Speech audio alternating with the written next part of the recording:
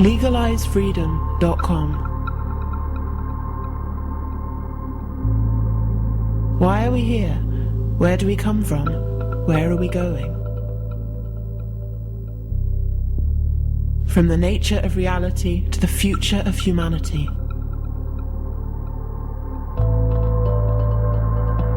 Beyond politics, poverty and war. LegalizeFreedom.com.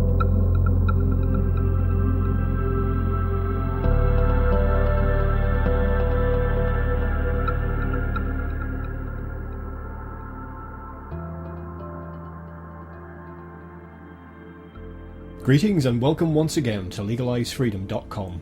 I'm your host Greg Moffat, and my guest today is David Goodstein, author of Out of Gas, The End of the Age of Oil, and co-author of the recently published Climate Change and the Energy Problem. In this stark assessment of our civilization's dire predicament, David shares his views on the scientific, political, economic and social aspects of the looming global energy crisis. A crisis which has barely begun to unfold, but has already begun to undermine the comfortable, complacent lifestyles which so many of us take for granted. Hello and welcome, David Goodstein, and thank you very much for joining us today on LegalizeFreedom.com. I'm happy to be here. Now, David, we're here today to discuss the overall energy situation that the entire world is facing, but particularly the industrialized parts of the world that are very much dependent on oil. And the oil situation that we're facing was brought to a lot of people's attention back in 2004 when you wrote a small but best-selling book called Out of Gas. And some of the material in there has recently been presented again in a new book called Climate Change and the Energy Problem, which you've co-authored with Michael and Educator. And before we dive into that, many people who've listened to this broadcast before will be familiar with the concept of peak oil. But for those who aren't, perhaps you could just sum up the main points of what peak oil actually is. Well, when oil was first discovered in 1859, there was a lot of oil to be found. But as the oil became found, the discoveries slackened off and will eventually reach a peak, if it hasn't reached a peak already, after which it will decline forever. That is the recovery of oil. And the declining rate of recovery of oil, coupled with the increasing demand for oil, will lead to catastrophe worldwide. Now, quite a frightening prospect, really. But it occurs to me that, most of the resources, well, probably all the resources on the Earth are not, none of them are finite. There's not much on the Earth that really renews itself, certainly not in a human time scale. So is the situation really that we built up an almost global industrialized system, society and an economy? We must have known all along that the resource that we were using to do that was going to run out eventually. So, was there just widespread ignorance about this, or did we really underestimate the scale that our oil use would eventually grow to? I think that nobody thought about the fact that the oil would run out. The people just pretended that the rate of discovery of oil would increase exponentially forever. Unrealistic though that might be, they made that assumption. So we basically painted ourselves into a major corner with this. That's correct. Uh-huh. Now, some of us are old enough to remember the oil crisis in the 1970s, and 1973-74, and there was another oil crisis in 1979, which I believe was related to Iran. And now the thing about that was the upset caused by that was really quite significant, and particularly a lot of Americans will remember this, of a certain generation. But two things about those oil crises, of course, is that they were temporary. It didn't last that long, and they were also artificial in the sense that they weren't caused by a problem sourcing the supply. Now, perhaps you could say something about the problems that were faced at that time, and then how much exponentially worse it could be if with the ramifications of the peak oil thesis. Well, at the time, the OPEC nations decreased their production of oil by 5% or so, that created a crisis in long lines of gas stations in the United States and crying for our way of life and so on. The peak that's coming, or has already come, I don't know, will not be artificial. It will not be temporary. It will be permanent, and that's a major problem. Obviously, the oil crises of the 70s sort of came upon us in a relatively short time frame, so there wasn't really much preparation that could be done for that as such. With the scenario of peak oil, now we're not looking at like an overnight collapse. We're looking at, our use of oil has been gradually increasing, throughout the 20th and the early part of the 21st century. There's some speculation about exactly where this peak will occur in production. But the other side is going to be a slow grinding step down process as we gradually get used to having less oil and also, of course, much higher prices. Yes, that's correct. The rate at which we can produce oil will decrease. The demand for oil will increase, and the results will be catastrophic. I don't see any way out of that. So the point I just made about it not being overnight, I mean, is there anything, a lot of commentators have said that we have basically left it too late to do anything meaningful about this. But given that there is still a lot of oil around, I mean, even if the prices are higher and there's a bit more, how should we put it, competition or even conflict for what is left, that we do have time to adjust to this. Do you think we're going to be able to do that in an orderly way?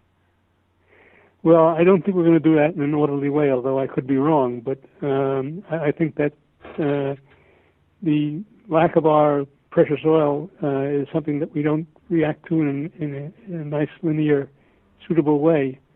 And it's likely to be catastrophic. One thing it's easy to forget unless you're steeped in this information is that we're not just talking about oil as fuel here. If you walk into the average, say, supermarket, almost everything you see in your line of sight will have oil either in its production or its transportation, some manufacture, all forms of plastic, chemicals, pharmaceuticals. It's not like we can just stop using oil, find alternative fuel for vehicles, even if one existed. I mean, oil's in everything almost. That's right. Oil is the basic ingredient of many petrochemicals that inform our entire civilization. So we must have oil. Now, we're finding oil in places that didn't exist before, Deepwater wells and so on. But that's a sign of desperation more than a solution. Well, speaking of desperation, are you familiar with some people in the abiotic oil camp? Yes, I've heard of it, and I know what happened. What happened was that some wells were dug to find abiotic oil, and they found some oil, but probably the result of the digging itself, and the whole effort went bluey. Mm-hmm. And another issue is we're often, the way that, say particularly in industrialized West, the way our retail networks work, I'm thinking specifically here of food distribution, we have lots of just-in-time where stores don't hold a lot of inventory. Difficult to do with fresh food anyway, but basically the old adage goes that if food stopped getting delivered to urban centres, that we'd have 3 days before all the stores would be completely empty.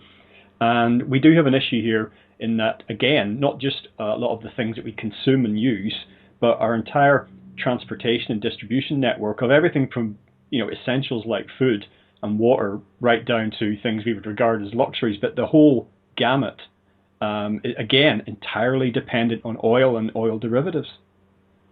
That's correct. Without oil, we can't deliver our goods. We can't do anything. Oil is fundamental to our civilization. And it seems that problem not so much in Europe because of the way, how old a lot of the cities are, but in the US, your infrastructure was, so much of it was built up, during the 1950s and 60s, and it was very much geared towards the mindset of that time. So you have sprawling suburbs, houses on large plots, you don't have necessarily day-to-day amenities close to these suburbs.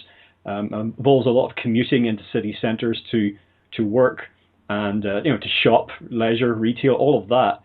So although there are obviously some changes have occurred in that, and it's not the same across the entire continent, America's been very much designed for car use. Yes, we Americans typically drive 100-ton or many-ton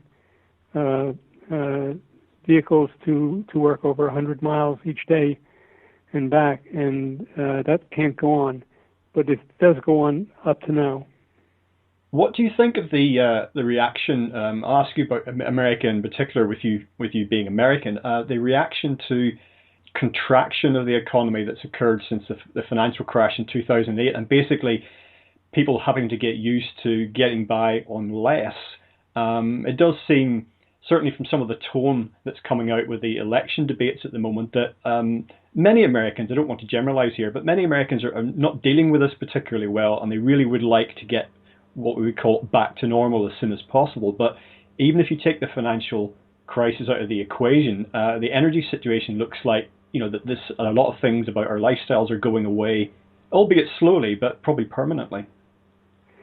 Yes, the energy problem has been put off because of the economy. The economy has become the number one problem in the United States, but the energy problem exists and will continue to exist and will continue to prove most difficult. And of course, we saw with the reaction to efforts to deal with CO2 emissions and Kyoto, what have you, and the American political response to that is that it's whatever is being said behind the scenes. Ideas of cutting energy use in the name of certainly the greenhouse gas situation doesn't go over terribly well with mainstream America. No, Americans love their gasoline, they love their oil, and they're not going to give it up to reduce carbon dioxide. That's a great tragedy, because carbon dioxide has terrible effects on everything in the United States. Do you think that's what is at the roots of there's no doubt more that affects the global climate than just, human activity. We can't deny the influence of the sun, for example, but the global warming, the people who deny the extent or importance of anthropogenic global warming, is that rooted basically in a desire to not have to face this energy problem? Yes, it is certainly rooted in a desire not to have to face the energy problem, and the energy problem is going to bite us in the end.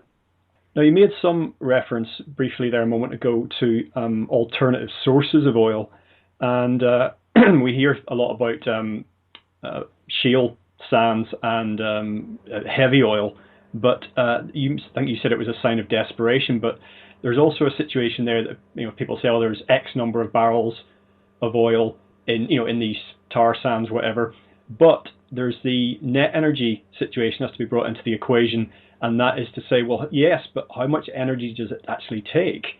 How much oil are we going to burn getting to this other oil? And when you look at the figures on that, these heavy oils and tar sands and what have you, they compare very unfavorably, their net energy ratio compared to the low-hanging fruit, so to speak.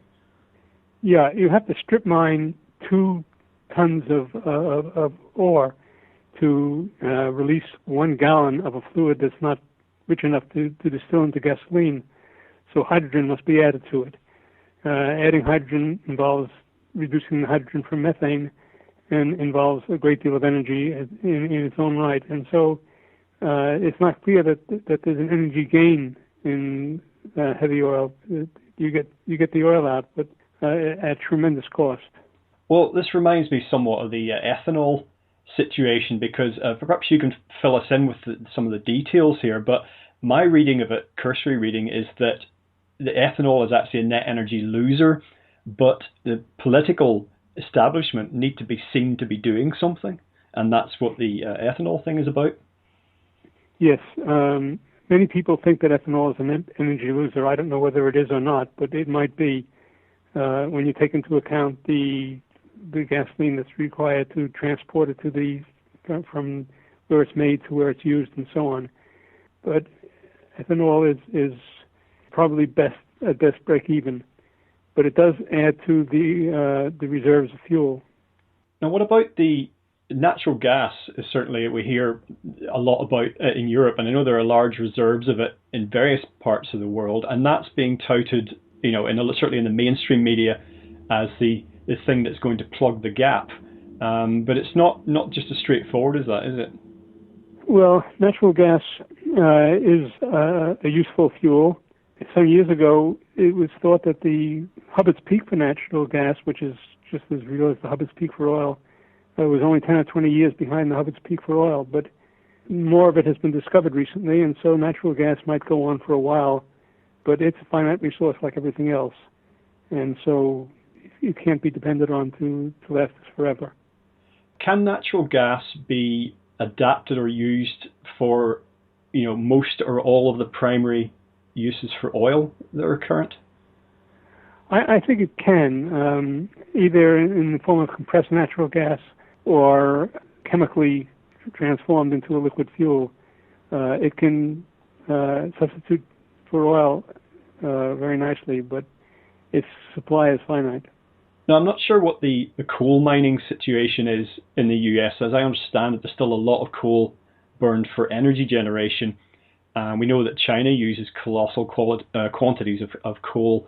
In fact, it's quite scary if you look at the figures for the rate at which they're building coal-fired power stations.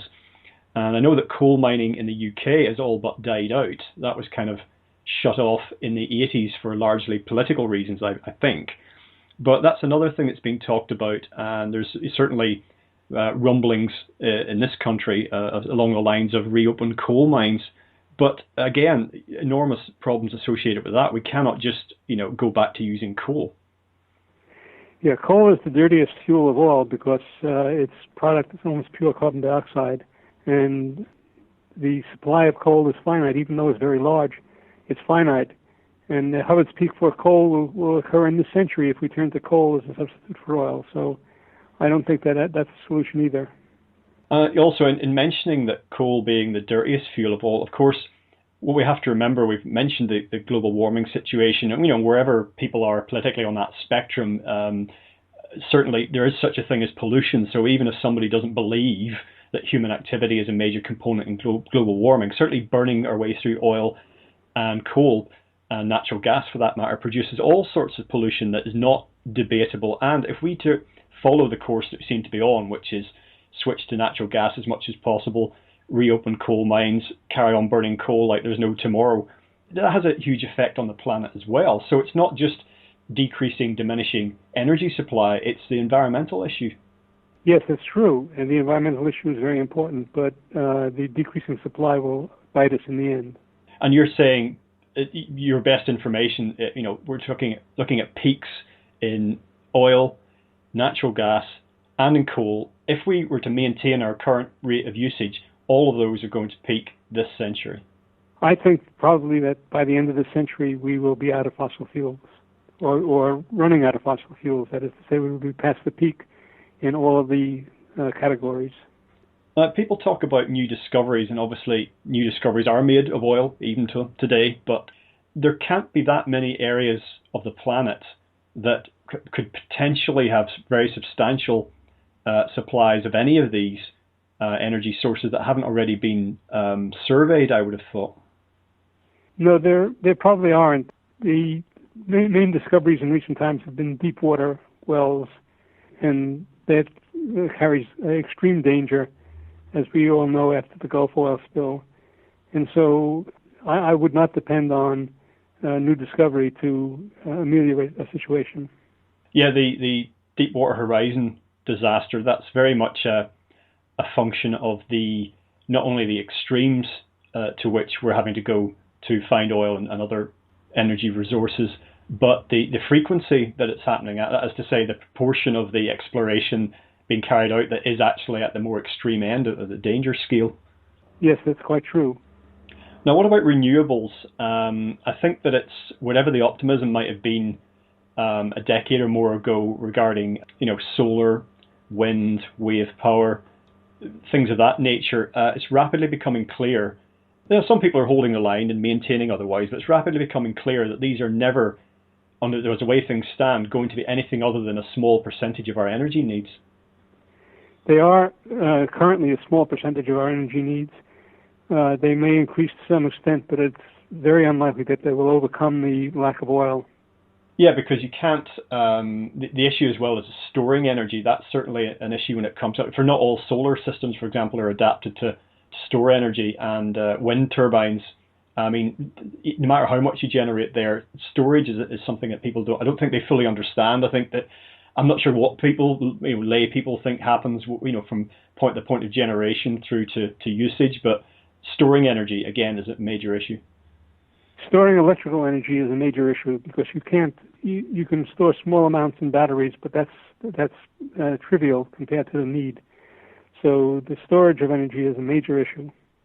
Another thing that we put some faith in, and so they, quote unquote, whoever they are, boffins, eggheads, scientists, that they're going to come up with an as yet undiscovered technology that's going to get us out of this jam. But that's not really a plan of action, is it? That's just a sort of a vague hope. I mean, I don't know what work is being done. I mean, what is there a cutting edge in new energy technology? Is work being done, or is it very much a case of the innovation in this area is actually in decline, like a lot of other things?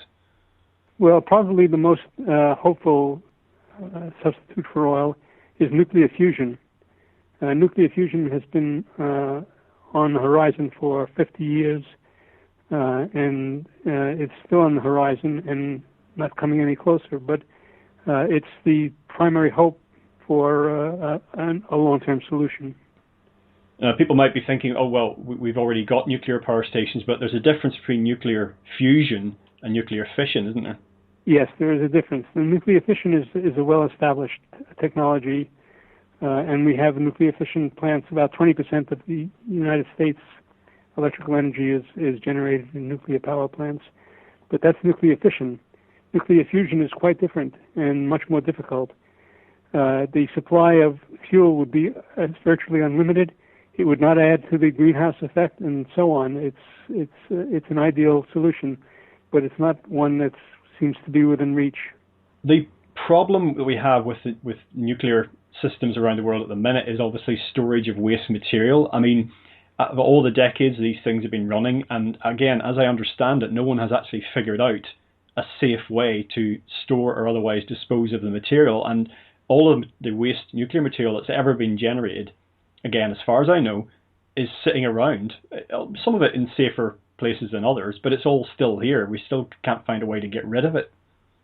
That's quite true. We can't find any way of getting rid of it, and it's still sitting around in storage, usually at the plants where it was used. Yeah, and of course, potential there, as we saw with the Fukushima disaster in Japan. I mean, I'm not quite sure what the latest is there. It's been a while since I looked at it. But, I mean, that surely has put the nuclear case back a step or two, has it not? It certainly has. The disaster in Japan had worldwide implications, as did the Chernobyl disaster earlier. But those disasters are small compared to the disasters that have occurred in the history of coal mining. 100,000 men and boys died in coal mining incidents in the UK in the second half of the 19th century. Nothing like that has ever happened in nuclear energy. Do you think then that the sort of almost subconscious fear of nuclear is rooted in the fact that we have nuclear weapons and we don't really? Well, I think that has a lot to do with it, although it's not completely true. Part of it is the fact that the radiation is invisible, and people feel that they're subject to an invisible danger, and they don't like it. No, and I suppose if you were in the middle of smog in Victorian London, it was very apparent the environmental pollution being caused by your energy usage. As you say, nuclear can be lethal, above very small doses, and yes, but invisible. I personally feel that the great risks that come with nuclear, fission, i.e. the systems we have right now, not the hope of nuclear fusion for the future.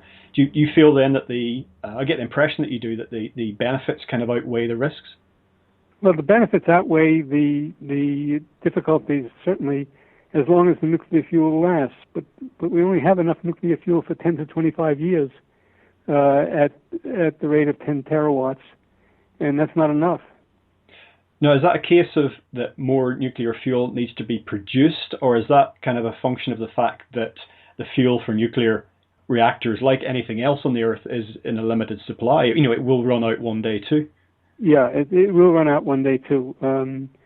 The technology of discovering uranium is still being developed, and so it's not final yet. But the prospects for supplies are not infinite. Now, I read something recently in a UK newspaper. It was in an article in the Independent on the 19th of October, and the headline was, and I'm actually starting to see more of this sort of thing. It's not very often, it's not very common, but there is more than there used to be. And the headline was exclusive: pioneering scientist turns fresh air into petrol, gasoline, in massive boost in fight against energy crisis. And it just sounded like something from The Onion. You know, like this must be nonsense. And I think a lot of these things are nonsense. They're just pie in the sky. Yeah, and yet I discussed this with some other people who are concerned about the energy situation. I said, and yet here we have qualified people in a $1 million plant. Actual process is going on there. There's a newspaper here, very moderate, not known for sensationalism, politically neutral, no particular agenda or axe to grind. So to all intents and purposes, this looks credible. And I thought that's such a mainstream arena for something like this to appear in. Yes, but it's not making the kind of impact that you would expect it to make if it were real. And so I would be skeptical. Yeah, I suppose that's true, isn't it? I mean, if somebody really does come up with a way to get, well, first of all, it's impossible for the universe as we understand it. You can't get energy from nothing. You can only change energy from one form into another. But if we do discover a magic bullet, then it really would change things. Then it's not just going to get stuck in page 11 of one newspaper with so little fanfare. That's correct. That's absolutely right. And of course, the net energy that these guys seem to have not necessarily taken into account. We talked about that earlier in the context of tar sands and heavy oil. How does the net energy of the other two big, like natural gas and coal, how do they compare currently to that of oil? I think that the total amount of energy available in the form of gas and coal is probably comparable to the total amount of energy available that was once available in the form of oil. But and it's getting used up rapidly as China and India come online as car-using nations and so on. So we may be able to muddle along for a while on coal and natural gas as our supplies of energy, but that's going to come to an end. And of course, another side point most people probably haven't thought of is that oil is used in the production, mining of coal and of natural gas. For example, they don't use coal-powered vehicles to mine coal and haul it away. They don't use gas-powered vehicles, as far as I know, in production of gas. No, they don't. So that's another complicating factor, Yes, that is.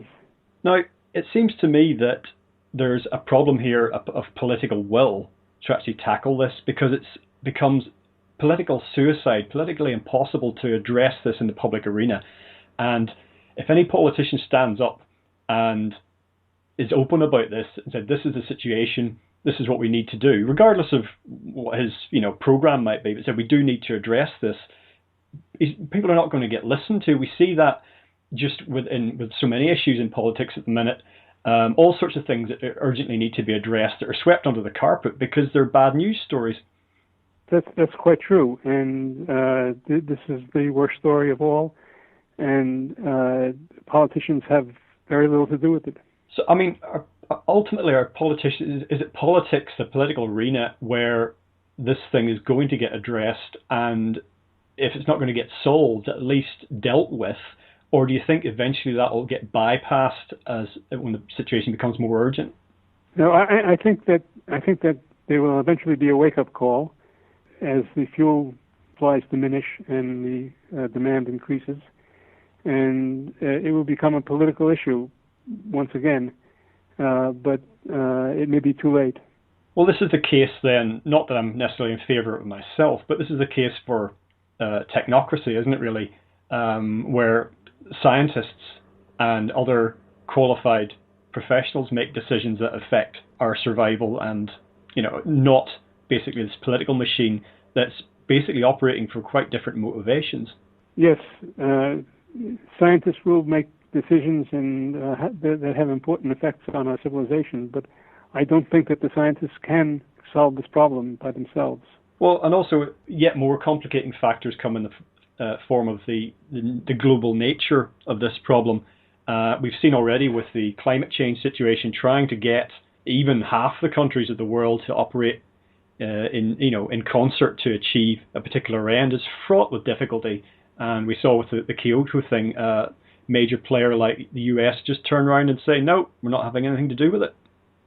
Yes, the underdeveloped world needs to develop, and for that they need oil in great supply. The United States is unwilling to give up its precious oil, and so there's an irreconcilable disagreement between the two. Basically, although the living standards for many, by no means all, there's still a lot of rural poverty in China. But, there's a lot of the cities have grown up and a lot of people there are doing a lot better than they were 10, 20 years ago.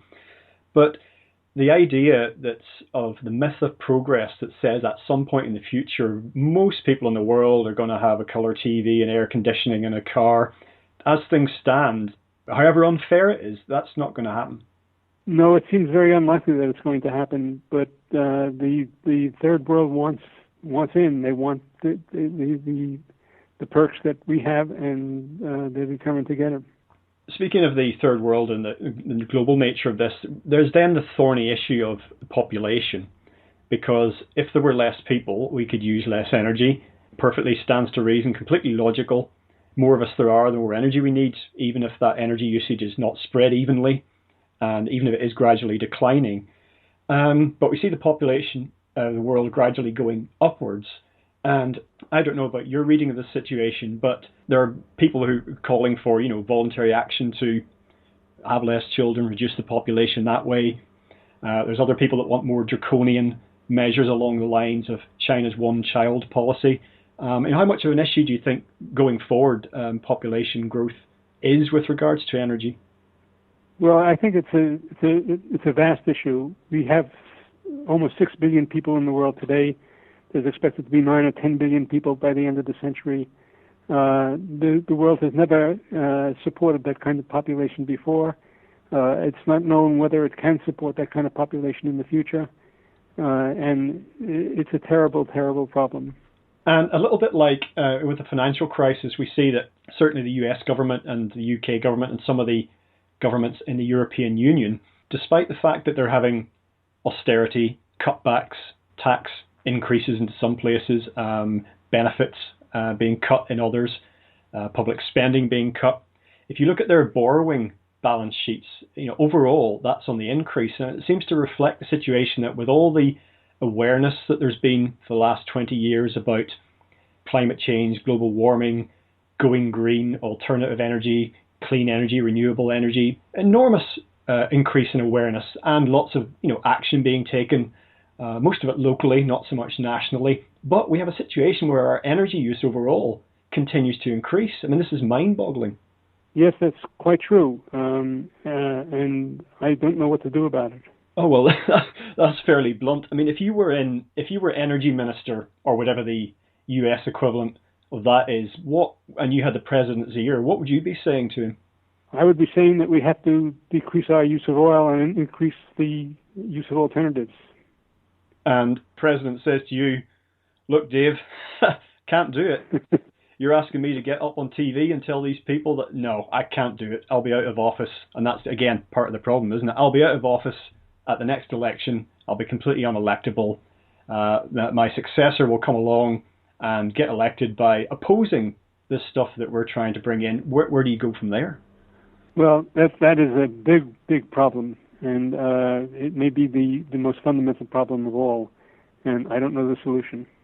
Are you aware of how much awareness there is behind the scenes, because we could speculate and say, okay, we have a political front here that's being maintained, that the myth of progress I referred to before, onwards and upwards. If we'll get the financial crisis out of the way, then we'll get back to growth. Are you aware of action behind the scenes where people actually understand the nature of this problem? Not necessarily, academics or, just other interested parties, but people who are in a position to, get some wheels moving, get some things, maybe some programs moving in the right direction, so that when the time comes, some work has already been done. I'm sure that there are such people, but I don't know who they are, and I don't know what they're doing, because they're not doing very much. No, well, again, my thinking was that perhaps there was stuff that could be done in the meantime, as it were, before it could really be talked about openly, so that we're not completely unprepared. But perhaps I'm being naive in thinking that. That would be very nice, but I don't see any possibility. Yeah, I mean, I'm not even thinking of, as I say, some sort of magic solution, but just that somebody, enough intelligent, qualified people would realize what we're facing and say, we've got to get something prepared here, so that we can maybe wheel it out as things degenerate, and something that might help us somewhere. Just simple preparation, in the way that, if you've had some storms recently on the east coast of the US, just like maybe we should go out before it gets here and get some cans of food, get some bottled water, that type of thing. Well, look, when I first got into this business, nobody paid any attention to it. It was just unspeakable. It was outside of the public discourse. Now it's become second nature to people to pay attention to this, but not to really pay attention, but to give lip service to the problem and talk about renewables and talk about all this kind of stuff, but it's not really happening. There's no movement to ameliorate this problem. A big part of this challenge that we face with regard to peak oil and our energy situation going forward, yes, there's a huge technological challenge to do the best with what resources we have left, to innovate and try and bring new systems online. But it occurs to me that at least as big as those challenges is the psychological barrier that people face, and we've alluded to this several times. Getting an awareness of this and realizing how big the ramifications are, it's very difficult for a lot of people to take the idea on board, and for them, denial that might eventually lead to disaster is almost a preferable option. Yes, that's quite true. The deniers, the people who will not face this fact, living in a strange universe, but their universe is our universe, and that's the difficulty. When you wrote Out of Gas, as I say, that was 2004, and it's not a big book. It's quite compact and very succinct. As I said at the start, it did seem to reach, certainly it's got a lot of reviews on Amazon and a lot of people have bought it. I suppose, was your aim trying to bring sort of a wider awareness in layman's terms to sort of Joe public, so they could get a handle on this? Yes, that's correct. That's what I was trying to do. And do you think that you would think that government would have a responsibility to ensure that the public is informed about major issues that affect them, but all the people talking about peak oil, even though, as you say, this is now not uncommon, it still seems to be people that are portrayed and painted as being on the fringes, on the margins. Yes, that's quite true. I don't think they are on the fringes. I don't think they are on the margins. I think they are the central players in our world. And what are the oil companies doing about all this? Because on the face of it, it looks like it's just business as usual. Just squeeze as much oil out of every situation as we can, make as much money as possible. I mean, there must be a lot of oil field executives and scientists who see what we're facing. I think that the oil companies, by and large, do have some inkling of what we're facing, but they're fastened to the next quarter rather than the long term, and that's a big part of the problem. Yeah, of course. That also has yet another echo of the financial crash, isn't it? That stuff was focused on not even 24 hours of trading. Never mind what might be a good stock trade for a decade or something like that. That's right. In this new book, as I say, which you've co-authored, just to mention it again, it's Climate Change and the Energy Problem. Now, this not only brings together the physical science that you laid out in Out of Gas, it then brings the economics into the question, and I feel this could be even more effective than Out of Gas, actually, because it begins to imagine basically some of the effects. What will this mean for our day-to-day lives? Yes, that's quite true. Mike Controligator has contributed mightily to the appeal of the book, and I think that the book does have the possibility of presenting a realistic situation for the world. I mean, obviously, you can look around and we see there's a lot of problems in the world, and we can easily see how many of them are either directly or indirectly related to the energy situation. I mean, for example, all the wars in the Middle East related to that. But with regard to some of the specific bullet points we've laid out about peak oil and how that plays out, I mean, what signs do you think that we can already see that can be directly attributed to this? And how do you basically envisage the coming decades in terms of best we can hope for and worst we might expect? Well, the best we can hope for is that this serves as a wake-up call, and we all get to work on developing alternative supplies of fuel. The worst is that it will debilitate our efforts, and we will dissolve in a world no longer able to support itself. And if somebody said to you, well, okay, so I can see how long-term there might be some issues, but, it's business as usual out there. What could you point to if an individual was unconvinced that this is already unfolding? Most people that I encounter personally do see the situation the way I do, although they're not concerned about it because it's not an immediate problem. But I do not come across in my personal life the people who are deniers, who explicitly deny that this is going on. But they certainly exist, and I'm sorry for them. It's easy to look at the enormity of the situation and feel rather helpless. If we're looking at it from an individual point of view, perhaps we could say, oh, well, if we devise ways to reduce our own personal energy use and make our situation as sustainable as possible, and possibly, encourage others to do the same, that's probably about as much as we can do. But it may be that that's actually, in the context of the bigger situation, almost pointless. I mean, would you agree with that? Yes, I agree. I think it's pointless for us to consume less energy because it's not going to have a drop in the bucket effect on the larger situation. So I think it's useless for us to act locally and think globally. So, I mean, your day-to-day life, surely with this all at the back of your mind, or perhaps at the forefront of it a lot of time, do you make different decisions to the ones that you made earlier in your life?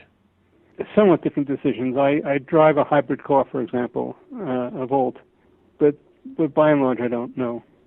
Okay, well, the bottom line to all this is the big question of, can civilization survive? And I think it's clear from what we've discussed that in its current form, it can't. Of course, there have been different forms of civilization before. They came and went, and they had their time. Do you think that we can make from this a transition to something so that there will be a civilization for our children and grandchildren? It'll be very different, or are we the risk of sort of hitting the wall so hard with this that we really can undo ourselves? Well, we could go back to the world that existed in the 18th century before all of this started to occur, but that would require diminishing the world's population by 95%, and that's a draconian measure that I don't think we're prepared to take. No, well, it's even the most genocidal maniac would struggle to get the world population down by 95%. That's right. Okay, well, what's your personal take? I mean, how realistic is it that people are on? I mean, take the population question out of the equation because it's just too thorny. Just even as an intellectual exercise, how feasible do you think it would be to get back to that sort of sustainable, slightly more primitive lifestyle? Well, I hope we can afford to do it. I hope we can arrange to do it, but I doubt it. We are too accustomed to our comfortable way of life to go back to a former way of life. But who knows? Maybe we can. Well, David Goodstein, thank you very much for joining us today on legalizefreedom.com. Well, my pleasure. Thank you for having me. Well, that's it for another week. A stark assessment indeed. I hope and trust that you can take this not as a cause for hopelessness, but a call to action. As always, thank you so much for listening. If you enjoyed the show, please check out the website where you'll find an archive of programmes on many equally fascinating and important topics. Until next time, I'm Greg Moffat, and you've been listening to legalizefreedom.com.